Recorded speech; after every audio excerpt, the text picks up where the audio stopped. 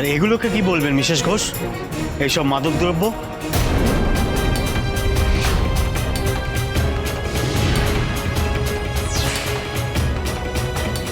বাহ শঙ্কর, বাহ! শেষ পর্যন্ত এটাও দেখতে হলো আমার। তুই মাদক দ্রব্য, তুই মাদক দ্রব্য বিক্রি করিস?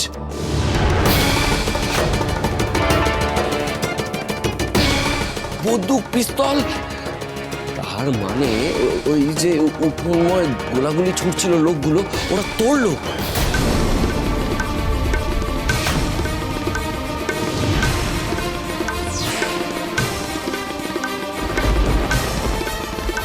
তুই যে বলেছিলি তুই অজ্ঞান হয়নি, তোকে কেউ অজ্ঞান করেনি, সবটা নাটক ছিল।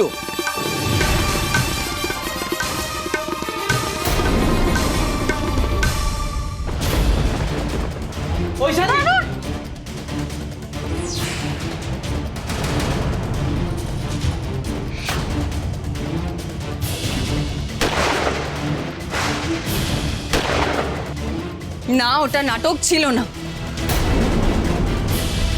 আমার চোখের সামনে শঙ্করকে অজ্ঞান করা হয়েছিল।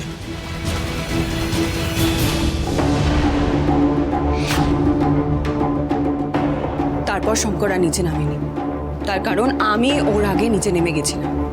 তারপর উপর থেকে আর কেউ নিচে নামেনি, খালি নিচের থেকে একজন উপরের দিকে উঠে গেছিল, আর সেটা শঙ্কর নয়।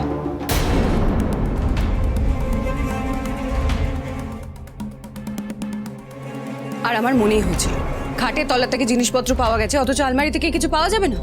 আমি ঠিক ভেবেছিলাম যারা প্ল্যান্ট করেছে তারা আলমারিতে আলু পটলের মতো কিছু মাদকদ্রব্য রেখে গেছে।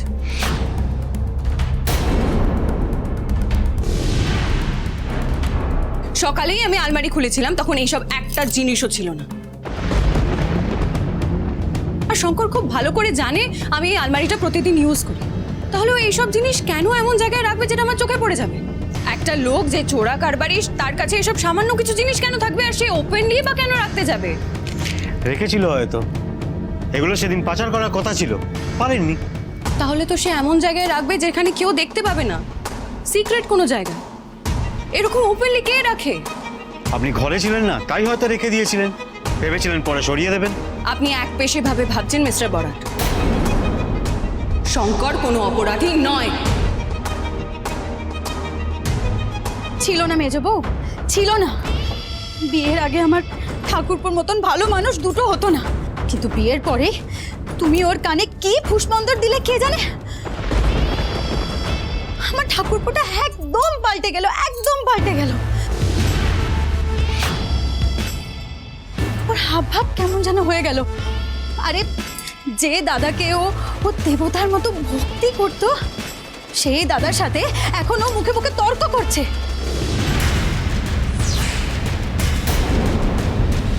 এমনকি গায়ে হাত অব্দি তুলেছে।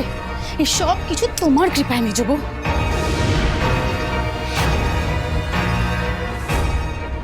লোভে পাপ, পাপে মৃত্যু। শঙ্কর,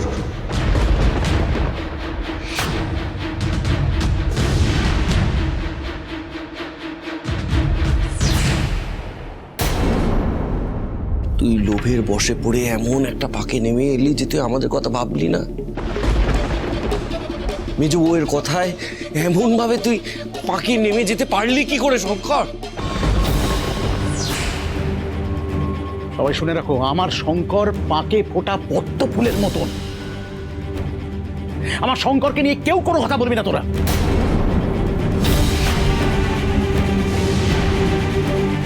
এই যে উমা, একমাত্র তুমি শঙ্করকে বাঁচাতে পারো। ওই মেজো বৌমাই যত অনার সৃষ্টির গোড়া। সে কিনা তোমার নিজ ছেলেকে বাঁচাবে? আমার মনে হয় আপনি আপনার হাজবেন্ডকে চিনতে ভুল করছেন।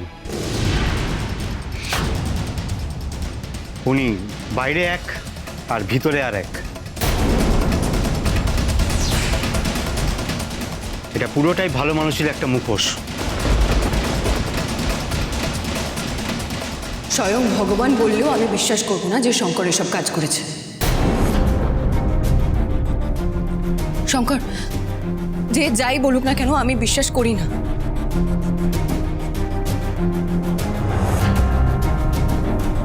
হ্যাঁ মেজ বৌদি, আমরা ওকেও বিশ্বাস করি না।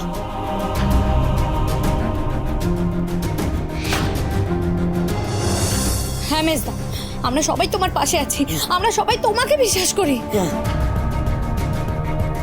সরি, আমাদের কাছে যা প্রমাণ আছে তাতে শঙ্করবাবুকে আমাদের সাথে যেতে হবে।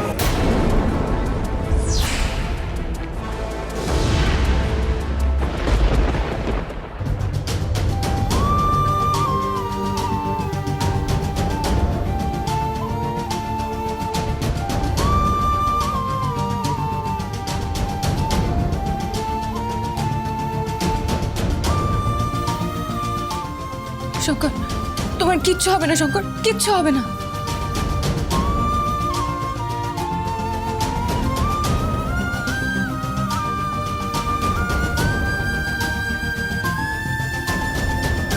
তুমি বন্দুকটা থানায় জমা দিয়েছিলে তো?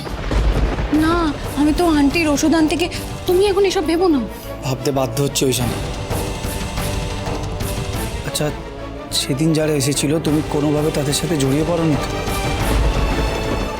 এই সব কিছু তোমার জন্য হচ্ছে না তো ওইখানে? তুমি তুমি এসব কি বলছো শঙ্কর? ওইখানে আমার মাথা কাজ করছে না, আমি কিছু বুঝতে পারছি না। আমি জানি শঙ্কর, আমি জানি। আমি তোমাকে নির্দোষ প্রমাণ করে ছাড়িয়ে নিয়ে আসবোই শঙ্কর। তার জন্য যদি আমাকে গোটা জগৎ সংসার লণ্ডভণ্ড করতে হয় তাহলে তাই করব। তোমাকে নির্দোষ প্রমাণ করার জন্য আমাকে যদি ভগবানের আসন টলিয়ে দিতে হয় তাহলে আমি তাই করব শঙ্কর। তোমাকে ছাড়িয়ে নিয়ে আসার জন্য আমাকে যদি স্বর্গ মর্ত্য পাতাল খুঁজে প্রমাণ জোগাড় করতে হয় তাহলে আমি তাই করব শঙ্কর। আমি তোমাকে নির্দোষ প্রমাণ করে ছাড়িয়ে নিয়ে আসবই। এই পোড়ামুখ নিয়ে আর এই বাড়িতে আসবি না। পারলে গঙ্গায় ডুবে ডুবে প্রায়শ্চিত্ত করবি। ছি, ভাবতে ঘৃণা করছে আমার বাবা, ভাবতে আমার ঘৃণা করছে আমার ছোট ভাই নাকি একজন চোরা কারবারি।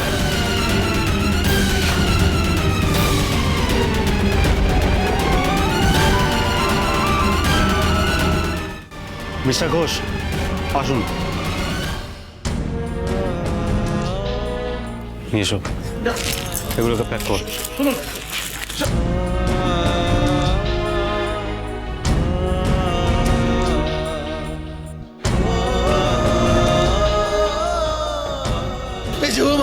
আটকাতে পারলে না, শঙ্করকে যে ধরে নিয়ে গেল।